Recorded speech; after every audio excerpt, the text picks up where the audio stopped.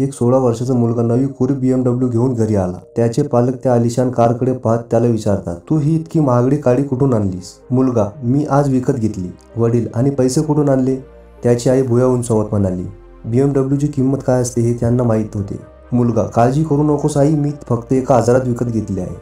वडील तर वेड्यासारखे त्याच्याकडे पाहतच राहतात। ही अशी आलिशान गाडी फक्त 1000 रुपयात? जिच्याकडून मी ही गाडी विकत घेतली ती पुढच्याच रस्त्यावर राहते। मुलगा म्हणतो, मला तिचे नाव माहीत नाही, कदाचित नवीन असावी इथे। तिने मला बाईक चालवताना पाहिले आणि 1000 रुपयात BMW घ्यायची का विचारले।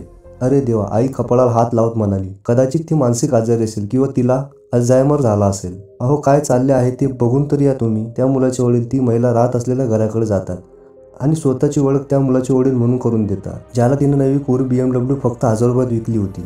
त्याचं असं झालं की ती स्त्री म्हणते, 2 दिवसापूर्वी माझा नवरा बिझनेस तुटला गेला होता। काल मला त्याच्या बॉसचा फोन आला, तेव्हा कळालं की तो खरं त्याच्या सेक्रेटरीसोबत हायवे बेटावर गेला आहे आणि परत येण्याचा त्याचा कोणताही इरादा नाही। अरे देवा, पण माफ करा, वडील म्हणाले, पण याचा माझ्या मुलाशी आणि या गाडीशी काय संबंध? ती महिला म्हणाली, आज सकाळी त्याने मला फोन केला आणि सांगितले की तो अडचणीत आहे, कारण त्याची सर्व क्रेडिट कार्ड्स आणि रोख रक्कम असलेले पाकिट मारले गेले आहे। त्याने मला त्याची नवीन BMW विकून पैसे पाठवण्यास सांगितले, म्हणून मी तसे केले।